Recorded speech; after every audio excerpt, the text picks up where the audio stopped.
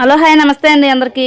నేను ఈరోజు మీ ముందుకు ఏం తీసుకొచ్చానో తెలుసా? మనందరికీ ఉపయోగపడే హెర్బల్ పెయిన్ రిలీఫ్ బామ్ అండి. ఇదైతే ప్రమోషన్ అస్సలు కాదు, ఎందుకంటే ఒక సిస్టర్ వాళ్ళ తాత తరాల నుంచి కూడా హెర్బల్గా తయారు చేస్తారంట. మేము చాలా కష్టపడి జెన్యున్గా చేస్తాం సిస్టర్ ఈ హెర్బల్ బాము. మీ ఊర్లో ఉన్న ఎవరికైనా ఒక 10 మందికి నొప్పులతో బాధపడే వారికి ఎవరికైనా చెప్పండి సిస్టర్ అని రిక్వెస్ట్ చేశారు సిస్టర్. వీడియోలో కూడా అడగలేదు నన్ను. ఒకసారి మీరు వాడండి, మీరు వాడిన తర్వాత మీకు రిజల్ట్ ఉంటేనే, నమ్మకం ఉంటేనే చెప్పండి అని చెప్పారు.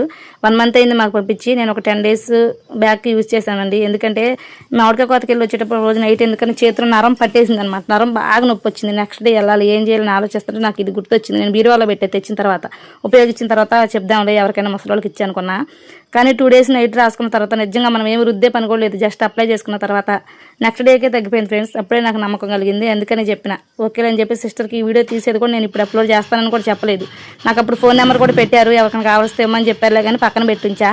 ఇప్పటికి ఈ వీడియో చేస్తాను ఎందుకంటే నాకు చాలా బాగా నచ్చింది. హెర్బల్ అన్నారు, ఇంకా వెనక తరాల నుంచి చేస్తున్నారు అన్నారు కాబట్టి నమ్మి వాడి మీకు చెప్తున్నా. మీలో చాలా మందికి ఉపయోగపడిద్ది. ఎంతోమంది చాలా సమస్యలతో ఇబ్బంది పడతారు కదా, మోకాల నొప్పులు కానీ, నరాల నొప్పులు కానీ, తలనొప్పి కానీ, ఎటువంటిదైనా సరే యూజ్ చేసుకోవచ్చు. మంచి జామాయిలు ఉంటుంది చూడండి, మన జామాయిల చెట్లు, ఆ స్మెల్ వస్తుంది అనమాట. నేను ఆ సిస్టర్ని క్లారిటీగా అడిగా అసలు ఎట్లా యూజ్ అయ్యింది, ఏ నొప్పులు వాళ్ళకి వాడాలి అని. క్లారిటీ అడిగిన తర్వాతే మీకు ఏదైనా నేను చెప్తా.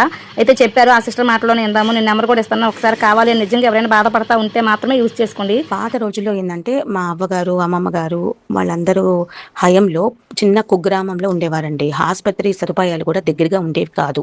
అందుకని వాళ్ళు ఏం చేసేవారంటే, అంటే మామూలుగా అప్పటి రోజుల్లో ఏంటంటే మిక్సీ గ్రైండర్స్ లేవు కదండి. పిండి రుబ్బడము, ఎసరడము, వడ్లు ఎసరడము అవన్నీ కూడా జరిగేవి.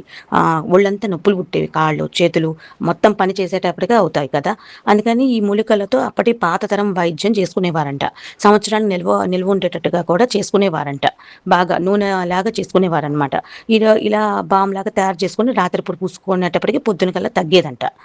అప్పటి రోజుల్లో అందరికీ బంధువులందరూ కూడా పంపించేవారు.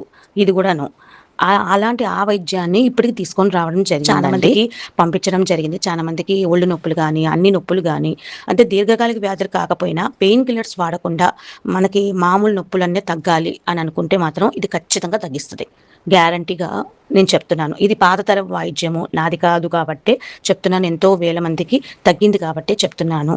అంజలి గారు, మీరు కూడా వాడండి, వాటి తెలుసుకోండి అంతే.